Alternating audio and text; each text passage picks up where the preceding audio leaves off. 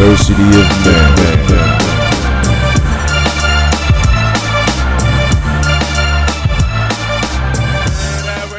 Let's get it. It's a great day to what? Be amazing. Let's go. Let's go, baby. What's happening, man? Loving life. Hey, Man. my boys in the Midwest been making some moves. The Bears been making some moves. You know, My boy Pole is doing his thing right now. We purposely waited for this session because we wanted to make sure at least half of the free agency was over. What's going on, man? Talk to me Hey, about these man. Bears. The Bears. The Bears. Hey, man, just living life and loving God, bro. So just trying to get it done. Get it done, man. Another great rousing episode of University of Man, where it's two brothers giving a manhood perspective from the Christian angle. Let's get it, man. So listen, I did men's Bible study last night for my church, man, and we do it on Zoom. So, brothers, if you out there, you want to be a part of men's Bible study on Thursday nights at 7, we do it on Zoom, so you can get on anywhere. But listen, we talked about forgiveness, and forgiveness is a huge thing for me, and I think men in general. But what I found is, I think it's easier to forgive somebody else than it is to forgive yourself. Tell me your thoughts on that. You are your worst enemy. You're your worst critic. You're your worst everything. And if you don't give yourself that opportunity to just be in a place of forgiveness, and a lot of the stuff that they talk about in the Bible, they talk about forgiveness, but we kind of forget us. We forget about ourselves. So, love. You can't love anybody more than you love yourself. And if you look at yourself in the mirror and you are constantly fighting yourself, how can you have space for anybody else to love? So it's you just made a strong statement. You can't love anybody else more than you love yourself. I actually want to challenge you on that. And the Come reason on. I want to challenge you on that, because I think there are tons of men out there that love their families more than they love themselves. And here's why. We'll make sure. Oh, you just said it. They love their families more than they love themselves. Why? Because they are standing up as a man that they chose to be based on what they were raised to be. So they are loving the man that they are through their actions to the other people that they're working with. So they do it out of vanity. So are they neglecting themselves to make the life of the family better? It's weird because you could talk about this with your health. You could talk about this with Oh, that's where I was going. right.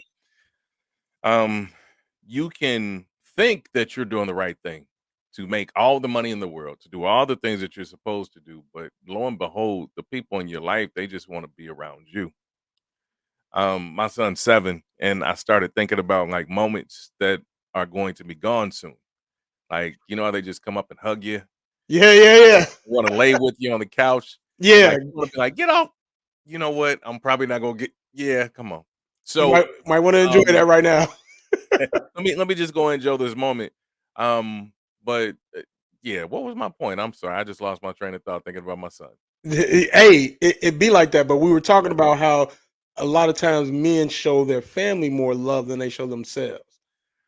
Yeah, and that's the easiest thing to do though, because if you are looking for approval of others and vanity of yourself, that's what you do.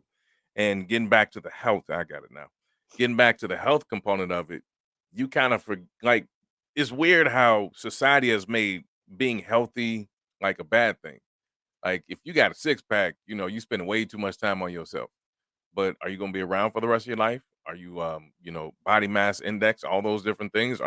Is that what you're really looking at? And like, man, I'm preaching to myself right now. But you're in a position to either A, be around for a long time, or B, sustain a stable income and do all the things that you think you're supposed to do based off of what society tells you, and trying to be vain and lose out on what I think are the golden years of your children when they become adults, because you get them for 18 years on rent, and then you get them for friendship for the rest of their lives. Like, I'm not your friend, until after you hit 25. Yes, sir. Yes, sir. So here's where my challenge comes in. Come on. So we know we got brothers with nice whips. Got Sure. a hot car. Let's say it's an Audi A8 2024. He puts nothing but premium gas in his car because hey, that's what it takes. We want to make sure it's got the good. But we'll put all type of trash in our body. We'll eat flaming hots. We'll eat all type of pork, sausages in the middle of the night. So are we really showing ourselves the type of love that we show to other things and other people? But in this whole forgiveness thing, we talked about the 4 R's. The 4 R's: responsibility, remorse, restoration, and renewal. Responsibility, I think, for men, especially any men that's listening to this, we know how to own up to and take responsibility and take accountability for what we may have done. Hey, man, I did it. I apologize. It wasn't what I meant to do. I didn't mean for it to go that way. I take ownership of it. I'm going to deal with the consequences of whatever this situation was. Responsibility, I think we're cool on. Even with ourselves, we take responsibility for the things that we did, what we failed at, the mistakes that we had, and all that. The definition of forgiveness was the first word was stop. Stop feeling angry and resentful towards oneself or another for a flaw, a mistake, or a transgression against you, right? But the number one thing was stop. You got to do something. To forgive somebody, you got to do something. So to forgive yourself, you got to forgive. Stop. Stop being angry with what happened, right? Stop being angry because you had a failed marriage. Stop being angry because the business didn't work out the way you wanted. Stop being angry because you didn't because you ain't getting the league like you wanted to get in the league. Stop being angry about the situation. That's what taking responsibility for it is. Look, if it wasn't making it to the league, maybe I didn't practice hard enough. Maybe it wasn't meant for me to be. What was the reason why? And we both know I used to always ask God, why did this happen to me? And we changed that from 2 to 4. And why did this happen for me? So when you multiply that 2 and you get a 4, and I know it's not spelled the same, but you get that same meaning. What is for me? Why was this for me? What did I learn out of this? We don't take L's as losses. We take L's as learning lessons. So when we take responsibility for what we our actions that played into the situation that caused us to have remorse, that causes us to have a transgression, that causes us to have anything, now it's about the remorse. Here's where a lot of men, especially black men, here's where we get stuck is the remorse. Because what remorse is supposed to do is take the guilt to change the behavior to a positive situation, not for you to continue to be in a situation where you are continuing to fail at the same thing. Yeah. Repentance is being godly sorry and doing everything in your power not to commit that same sin again or that same transgression again. Not to say that you won't fail, because we all fall, but are we intentionally trying not to do this again? How do you move past that remorse?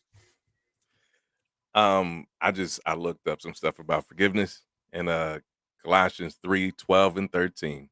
As the Lord has forgiven you, so you also must forgive Because yourself. God is dope. I'm just gonna add in yourself. How many times has God forgiven you? Right? You talking about remorse. I think that's our biggest fault as humans. We don't forgive ourselves. We have this remorseful thought process, whereas God's seen all your faults and He threw them all in the sea of forgiveness. Why can't you do the same thing for yourself?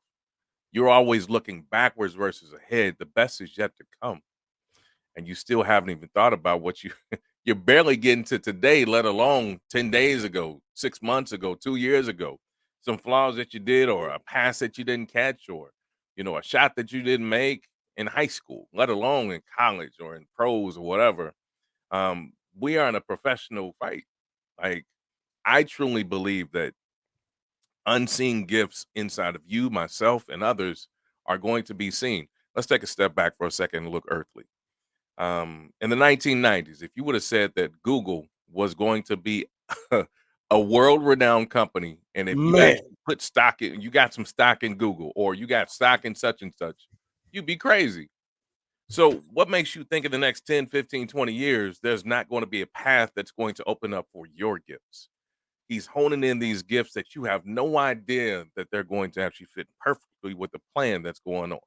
I mean, you got people making millions of dollars on TikTok, which probably won't be in America soon, but we'll see. But and it's like 60-second blurbs, and they're doing, just crazy stuff all day long and having fun and living their life.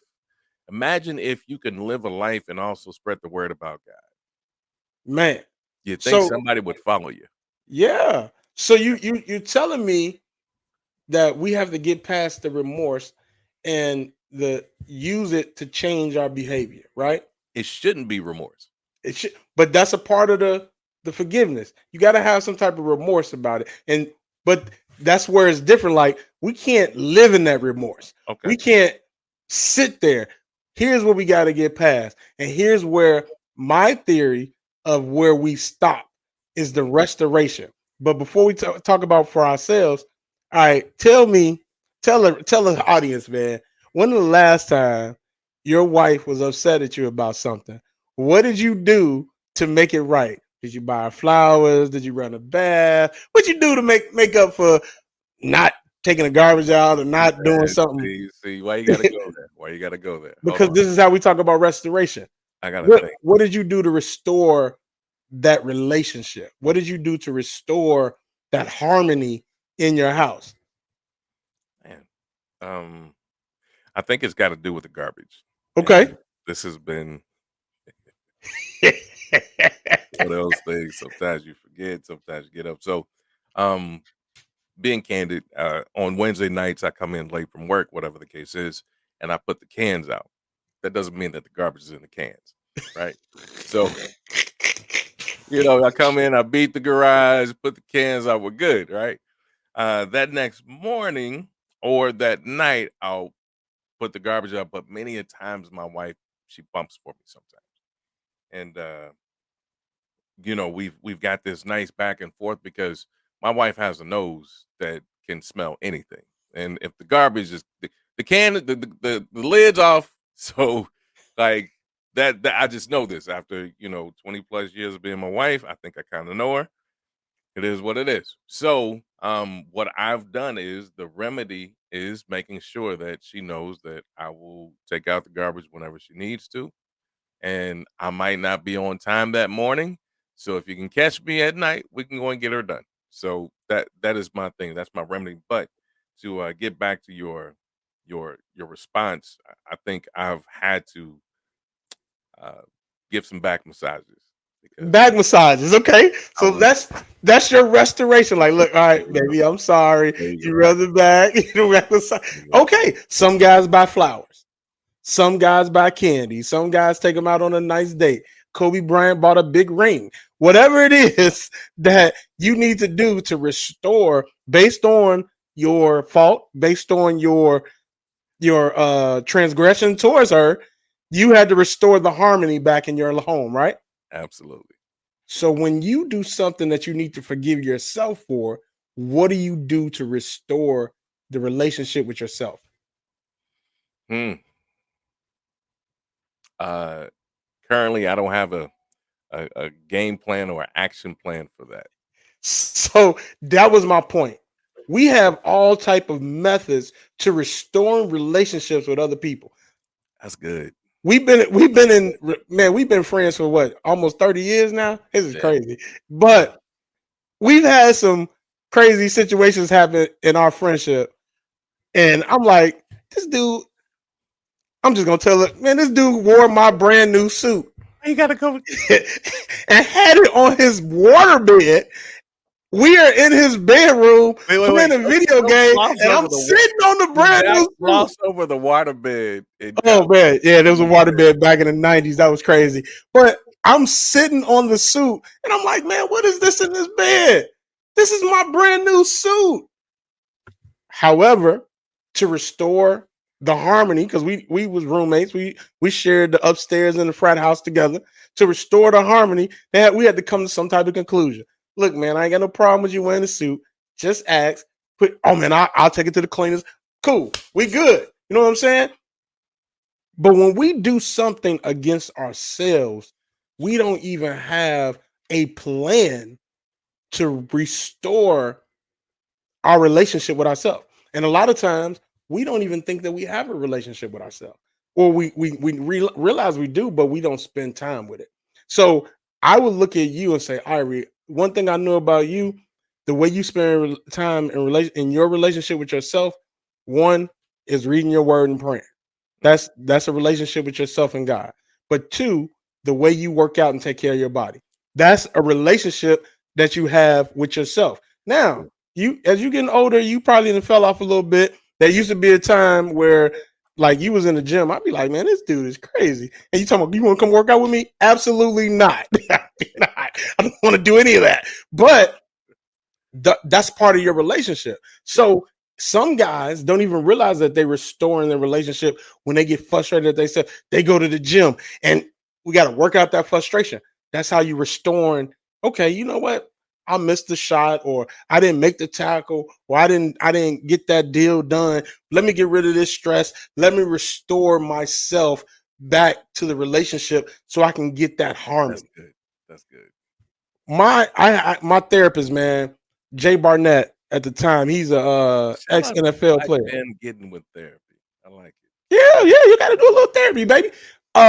Jay Barnett, man, good brother. He wrote a book called Just Heal, Bro, and he's an ex football player. He played for the worst team in the league, though, the Green Bay Packers. I can't stand them because I'm a Bears fan. But anyway, we were talking, man, and this man hit me with something, and I was just like, "What?"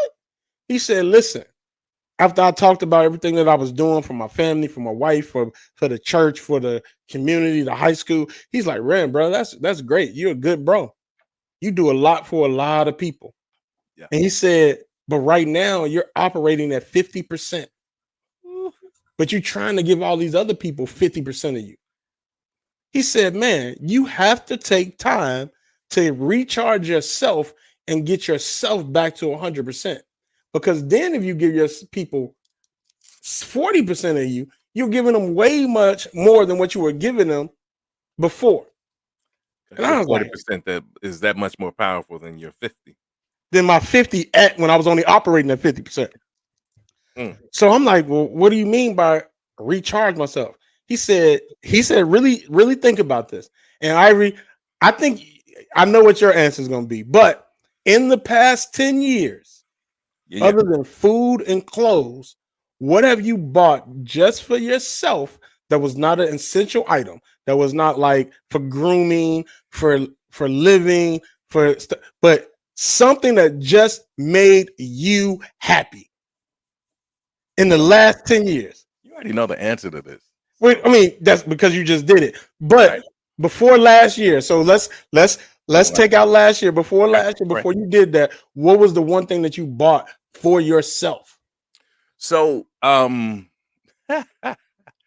would actually buy clothes. Like for a long time in my We can't use clothes. You got to wear clothes to work. You got to wear clothes. All right. Something that you bought just for your happiness. Got some dope suits.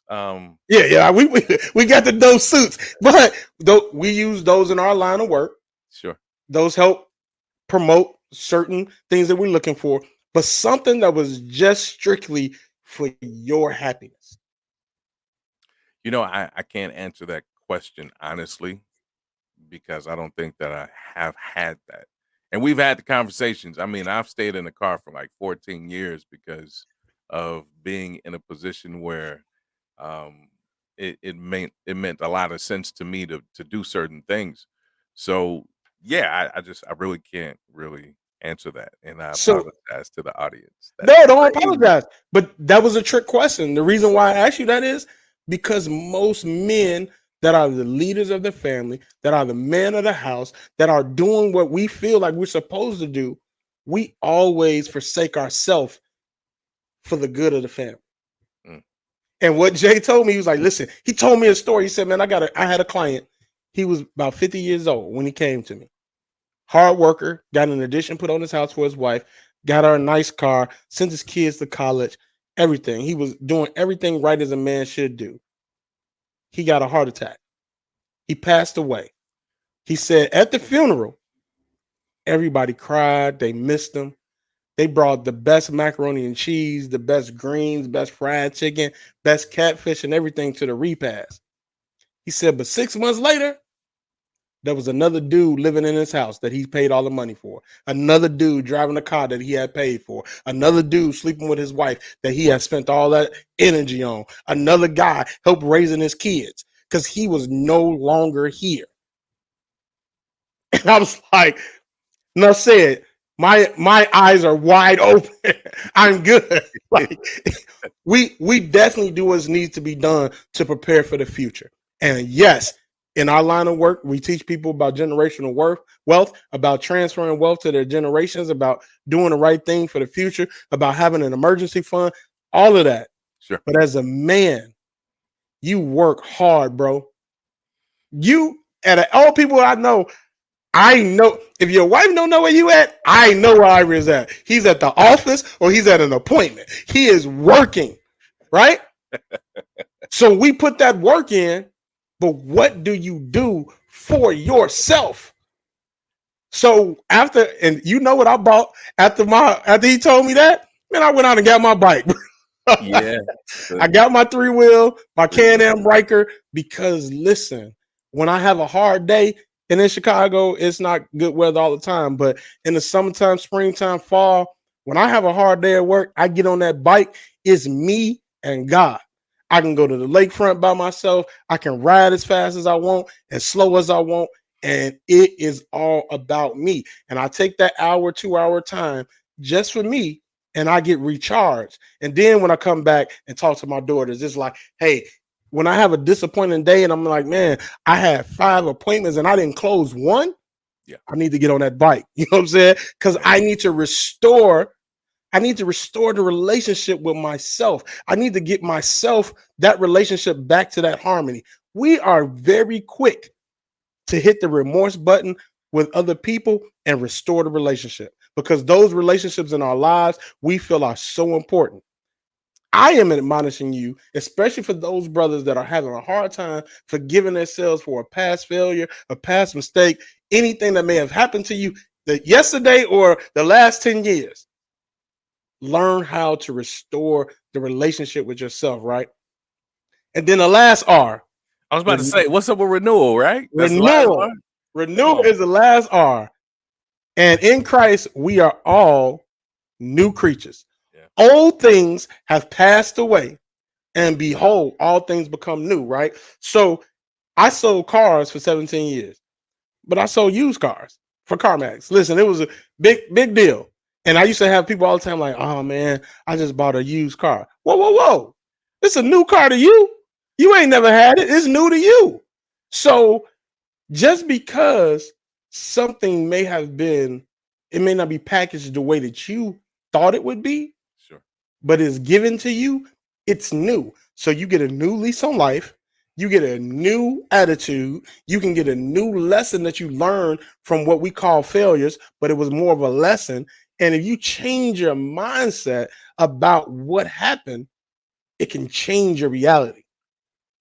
What you think? Mindset's everything. I'm a wordsmith for a living. You can make definitions. You can change things. You could change the way that, like, a loss isn't a loss. We learn. A win isn't a win. We just gain more wisdom. Yes, sir. You know, when you're looking at children or when you're looking at adults, this too shall pass. You're in a position where you're renewing your mind, your everything on a daily basis. A renewed mind with a clearly defined situation going on where you know where you're going, you know you're living, your status. That's what everyone should want. That's what everyone should hope for. You have to be in a position where you're in. This is something new to me. Journal. You got to journal every once in a while. Now you can journal, but you can look back at your journaling. And you know what? I guess this is probably one of my things that I do now, along with working out, is journaling because I can write all the stuff in the world. And my wife got me hooked on this. And you know what's funny? I'm gonna tell on myself real quick. I saw one of her journals, right? I was like, man, should I read it? Ooh. Should I read it? I looked in it, and it was one of those tense little moments, like early in our relationship. I was like, "Oh, I'll never do that again." I don't even want to know. So sometimes you just have to like turn yourself away from other people's journals, but make sure you turn yourself on to your own journals, whether it be on a computer or whatever it is. Just make sure that you're journaling, reflecting on you, and slow down to speed up. Slow down to speed up. Yes, sir. You can go until you're boxed in, your schedule's so packed that you have no time for you. But I have the audacity to say I have to have time for me to not only work out, to also do different things and just be in a place of sanity, like sleep. Like there was a there was a time in my life where I broke up with my pillow. We had a great relationship too, Right, right. but I was like 3-4 hours on a nightly basis. I read something about Kobe Bryant. He was like mama mentality. I only sleep on. I take naps. He was like I take 2-hour naps like 3 times a day. I was like, oh, I want to try that. So I tried that for a little bit. That didn't work with my body. I'm just telling you, my body likes things all together. So slow down to speed up. And for all the men out there, when you're looking at being renewed in a renewal state, like you can renew your body. This is dope too. If you actually fast for 72 hours, almost all of your your immune system resets. So you can reset your whole mind, your body with the gut. So what you put in your body or what you don't put in your body is a big deal. So I think USC did the study about that. We can go fact check that. But 72 hours, if you can hone in and really just give yourself that diverse moment where you say, I'm not going to eat for 72 hours, nothing but water, your body says, thank you. Let's reset and eat foods on the outside, not the inside of the store. Make sure they're organic, whole, like they didn't make it, like crackers Hey, and that chips that and all that them was stuff. good. You Eat like that? foods on the outside, not the inside of the store. Okay. I Yeah, like it. there it is. That So, man, 72 hours. yeah, yeah, You can 72 have a hours. renewed immune system Mhm. It just by resets. fasting. It resets your immune system. So imagine if we had 72 hours of no social media. What would that do for our mental state? Um, 72 hours of no TV. How will just thinking about being renewed, brother. Like I had a new lease on life when it was like, oh, by the way, I'm on the top of the list for kidney transplant. Let's go, let's go. that's what's So up, boy. yeah. So ready for that donation to happen. But I do feel a little weird though, because unless I had a have a living donor, I'm literally waiting for somebody to die so that I can have a new lease on life. And and I know people are like, well, people die every day, and I get that, but what I'm looking for is for somebody who has my blood type, my antibodies, all of that to pass away and their family to be like, oh, we're going to bless this gentleman with a renewed life. Like to me, that's a big deal. A lot of people are like, oh, you shouldn't even think about that. But that's serious to me because life is serious. And to have a renewed situation, to be able to have a new situation come up upon life, I can't I can't imagine anything else, man. I appreciate it. I got to give you a shameless plug with the movie. Our couples connection with our church, my wife and I, we run that at Living Praise Christian Center in Chatsworth, California, now North Hollywood. But it's called Ordinary Angels. Our couples went out. I think it was about 15 couples that all went out to see Ordinary Angels. I encourage you, Fred, to go check that movie out. You might like Okay. it. And yeah, man, we're praying for nothing but success. And the movie talks a little bit about some stuff that you talked about too. But uh, man, my last thing before all is said and done, I'm going back to your Bears because you didn't get a chance to go and dive deep into them. Talk to me, man. You feeling real good about yourself, huh? So listen, Got a wide receiver. we got a wide receiver. We got a nice running back, but beyond that, they haven't done anything with Justin. We still have the option to still pick up Caleb Williams, trade Justin or trade him or trade the first pick. So while everybody's wondering what's happening with Justin, Rand Paul's behind the scene is playing chess while everybody else is playing checkers. And he putting all the pieces in the middle of the board right now. And I'm digging it. So once again, I've been a Bears fan all my life. I'm not about to be like, oh, we about to be in the Super Bowl next year. Nope, I ain't on that. But I think we are moving in the right direction. And business-wise, we are in a very good position. Because if they do trade away Justin and get Caleb, now you pay Caleb the rookie salary and you don't have to pay Justin that. Or if you bring Caleb on and have him be mentored under Justin, now you're looking for the long haul, which is kind of what those people in Wisconsin do is they bring in a quarterback and let him get mentored, and then when he takes over, he just boom. And everybody just calm down. CJ Stroud was an anomaly. Like most guys don't come in the league their rookie year and put up those type of numbers. CJ is a different type of guy, right? So let's be real. Caleb Williams looks good in college, but it's a different beast when you hit that NFL field. Look, these Los Angeles Rams are doing all the right things, man. They're tidying up the offensive line. We just stole one of the linemen from the Detroit Lions. He's our new center. I think the Bears just picked up our old center. Congratulations, going Chicago. And there's this guy by the name of Matt Stafford. He still looks real good. He still looks real, real good. And Aaron Donald, he hasn't left. We just need to get him a party mate. We're gonna be all right. Yeah, but here's the thing for me, man. The most shocking thing I've seen. Why the heck would everybody in the league want this guy except for the team that he was playing with? And my man, Derrick Henry.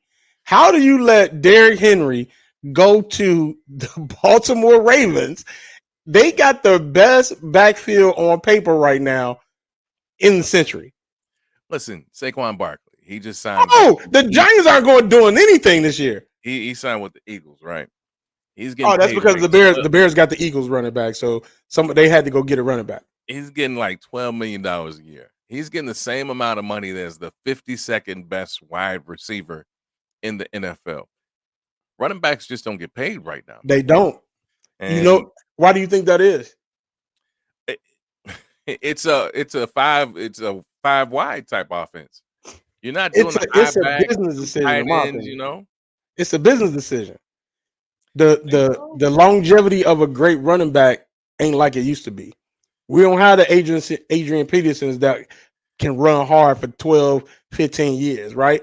So I feel like the owners got together and was like, listen, we putting a cap on what we gonna pay these running backs. Don't nobody go above this. And you know who we attribute that to? Who was that? Your man Le'Veon Bell. Well, who had the opportunity to stay in Pittsburgh for a higher pay, and this dude gonna hold out and end up took less. They like, wait a minute, man. So Le'Veon. I mean, listen, the people with the Steelers, they just don't know how good they got it. They got one of the best head coaches. And, it's a shameless plug to my boy, but they've got one of the best head coaches. He makes them look good. You look at Le'Veon Bell and Antonio Brown when they left. How did they do what they did? How did they come so close? How did they win championships? Because of the head coach. Oh, yeah, absolutely. He's a player's coach. So, yeah. Absolutely, man. Definitely, bro. So, listen, we're going to wrap this episode up at University of Man. Be prepared for the great NFL season that's coming. Oh, brother, I went to a Blackhawks game, hockey game. If you have never been to a hockey game, that was one of the most exciting sports events I had ever been to in my life. The Blackhawks won 8-2. And in the hockey room, Fred, where'd you sit at? Ah, come on, man. We had little box seats. It was cool. It was cool. But bro, like they had a fight and the goalie got into the fight. It was crazy. Like I was like, man, and in hockey, 8 goals is crazy, man. But the energy there, we was in a box, but so being around other people that are successful, yeah, it's a different type of energy, bro. So yeah, let's talk. Appreciate y'all for tuning in to University of Man. I'm Fred Abernathy. Our social media is at Team Abernathy Financial and at University of Man. You can hit Ivory up at Ivory40. And listen, we love y'all. Keep listening. Send in your requests of what you'd like to hear us talk about. And let's do it, bro. Love you. Peace, love, and hair grease. Talk to you.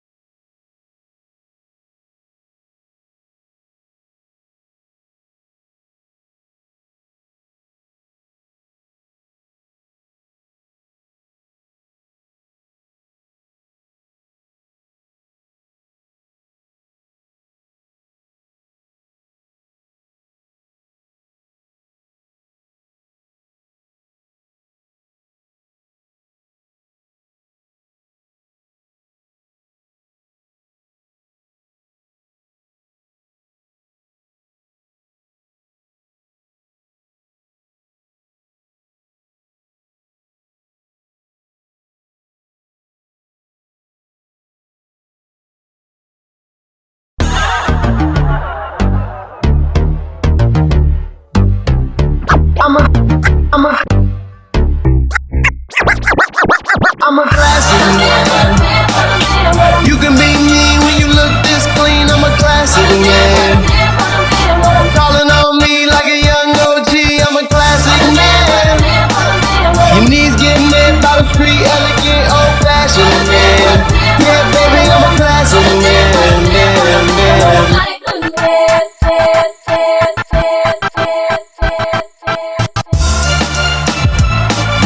University of Man.